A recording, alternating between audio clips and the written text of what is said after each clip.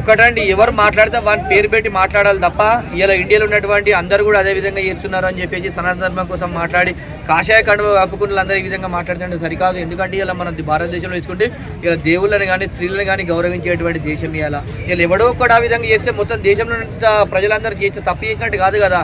ఇష్టానుసారంగా మాట్లాడి ఆ దేవుడి బొమ్మ పట్టుకొని ఏదో నటన చేస్తుండు. ఏమని అందరు ఇట్లా చేస్తున్నారు, నాకు దేవుడు అబద్ధాలు చెప్పొద్దని చెప్పిండు, నాకు దేవుడు శక్తి ఇచ్చిండు, నేను 2026 నుంచి బూతులు మాట్లాడదని చెప్పి ఇష్టానుసారంగా పెట్టి ఏదో సింపతి క్రియేట్ అయితే చేస్తుంది తప్ప నువ్వు ఎన్ని సింపతిలు క్రియేట్ చేసినా కూడా నీ మీద దేశద్రోహ క్రేజ్ పెట్టి కంపల్సరీ బొక్కలు ఇస్తారని చెప్పి నేను తెలియజేస్తున్నా. ఎందుకంటే ఏదేమైనప్పటికీ కూడా నీకు ఎవడైనా నేను ఇబ్బంది పెట్టినట్టుంటే వానిపైన మాట్లాడు, నేను ఎవరైనా తిడితే వానిపైన మాట్లాడు. కానీ ఇలా భారతదేశంలో ఉన్నటువంటి ప్రజలందరూ కూడా ఇంతే, హిందువులంతా ఇంతే, హిందూ దేవుళ్ళు ఇంతే, హిందూ దేవుళ్ళని ఈ విధంగా కించపరిచే విధంగా దేశాన్ని ఈ విధంగా మాట్లాడితే కంటే కరెక్ట్ కాదు. ఏదేమైనప్పటికీ కూడా ఇలా ప్రపంచంలో మనం గుర్తుపెట్టుకుంటే స్త్రీకి గౌరవం ఉన్నటువంటి దేశం అంటే ఏదో ఉంటే భారతదేశం. అది ఇలా ఆడవాళ్ళని పూజించి గౌరవించే దేశం మనది. ఇలా ఇలాంటి మంచి దేశాన్ని భారతదేశాన్ని ఇలా ఇష్టానుసారంగా ఆ విధంగా చేస్తారు. మహిళలకు రక్షణ లేదు ఆ దేశాలకు పోతే అని చెప్పేసి ఇష్టానుసారంగా మాట్లాడితే సరికాదు. ఏదేమైనా ఎవడో ఒకడు మూర్ఖుడు చేస్తాడు. ఇలా ఏ దేశంలో అయినా తప్పు చేసే వాళ్ళు ఉంటారు. తప్పు చేసే వాళ్ళ కోసమే కదా ప్రభుత్వాలు శిక్షిస్తున్నాయి. ఇలా ఇష్టానుసారంగా ఉండి ఎవడెవడు చేసిన దానికోసం దేశాన్ని కూడా అడ్డగట్టబెట్టి సరికాదని చెప్పి నేను తెలియజేస్తున్నాను. అంటే చాలా అసమీకరంగా లేదు, భర్త అయితేనే కొట్టాలి అని చెప్పి ఎవరినో ఉద్దేశించి మాట్లాడుతున్నట్టు మాత్రం అర్థమైంది.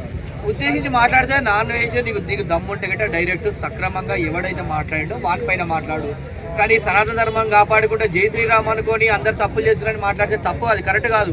ఎవడో ఒకటి అయితే వాని పైన టార్గెట్ చేసి మాట్లాడు. నువ్వు గతంలో తీసుకుంటే గట్ట నువ్వు బెట్టింగ్స్ యాప్ అయితే నువ్వు ఏ విధంగా అయితే ప్రమోషన్ చేసిన వాళ్ళపైన వీడు పలానాడు ఇట్లా చేసినని చెప్పి స్పెసిఫిక్గా వాళ్ళని ఫిగర్ పెట్టి చూపెట్టి వాళ్ళపైన కేసులు బుక్ చేయించాం. అదేవిధంగా వీళ్ళని కూడా చెప్పు, ఇలా గవర్నమెంట్ వాడు తప్పు చేస్తాడో కంపల్సరీ శిక్షిస్తుంది. కానీ భారతదేశంలో ఉన్న వాళ్ళందరూ కూడా తప్పులు చేస్తున్నారు, ఇండియాలో ఉన్న వాళ్ళందరూ కూడా తప్పు చేస్తున్న విధంగా మాట్లాడితే సరికాదు. ఏదేమైనప్పటికీ కూడా గవర్నమెంట్ ఇలాంటి వాడిపైన కంపల్సరీ కఠినమైనటువంటి చర్య తీసుకోవాలని చెప్పి నేను డిమాండ్ చేస్తున్నాను. సత్యనారాయణ గారు కూడా ఇన్స్టాగ్రామ్ కి సంబంధించి ఆయన వివరాలు, పాస్వర్డ్స్ అవన్నీ డీటెయిల్స్ అన్ని అడిగినట్టుగా తెలుస్తుంది, లేఖ రాశారంట. మరి ఎటువంటి చర్యలు తీసుకుంటారంటారు?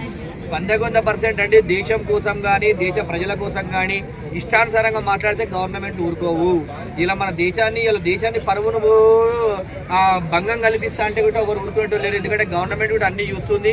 ఇలా చూస్తుంటే కంపల్సరీ ఇలాంటి వాడిని ఇన్స్టాగ్రామ్ ఐడి కూడా బ్లాక్ చేయాలి. ఏదేమైనప్పటికీ కూడా నీకు ఇష్టము, నువ్వు ఎక్కడి నుంచి గొడవ స్టార్ట్ అయింది, శివాజీ నుంచి మొదలు పెడితే అనసూయ వరకు అయింది. అనసూయ పోయినాక నువ్వు అయిన తర్వాత మీరేమైనా ఉంటే నీకు వ్యక్తిగతంగా ఉంటే నువ్వు వాళ్ళ గురించి మాట్లాడుకొని వాళ్ళ కోసం చేయాలి. కానీ హిందువులంత ఇంత, దేవుళ్ళు ఇంత అని ఇష్టానుసారంగా మాట్లాడే విధంగా మాట్లాడితే సరికాదు.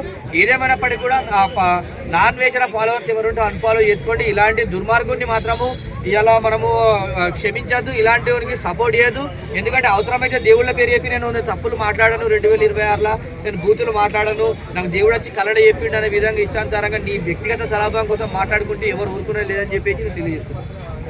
ఆంజనేయ స్వామి కల్లోకి వచ్చాడు, ఆంజనేయ స్వామి నేను పక్కన సీతమ్మ గురించి మాట్లాడినా, ఎందుకు మాట్లాడవు ఏంటి అనేది నాకు తెలుసు అని మాట్లాడుతున్నాను.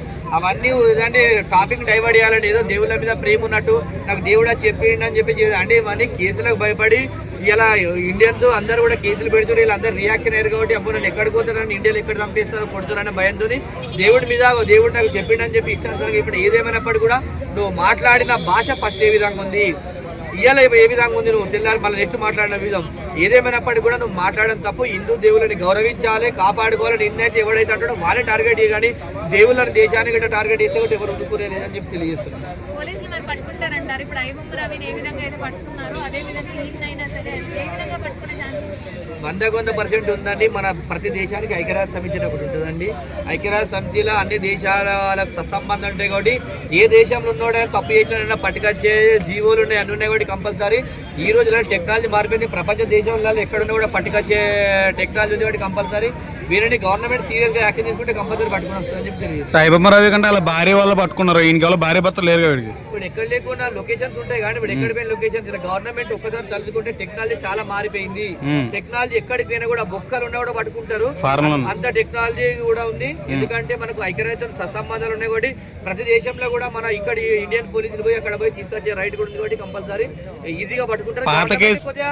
సీరియస్ గా యాక్షన్ తీసుకుంటే 100% పాత కేసులు కూడా చాలా ఉన్నాయి, వాళ్ళు ఏం పీకలేకపోయారు, ఇదేం చేస్తుంది అన్నట్టు కూడా ఉన్నాడని అంటున్నారు. ఇప్పుడు అంటే వ్యక్తులకు సంబంధించినటువంటి ఉంది కాబట్టి ఇవాళ దేశానికి సంబంధించినటువంటి దేశాన్ని ఇష్టానుసారంగా మాట్లాడి దేశ పరువు తీసే విధంగా మాట్లాడుతున్నటువంటి కంపల్సరీ ఇలాంటి దేశంలో చర్యల్ని కంపల్సరీ గవర్నమెంట్ తీసుకొస్తుందని చెప్పి తెలియజేస్తుంది. Thanks bro.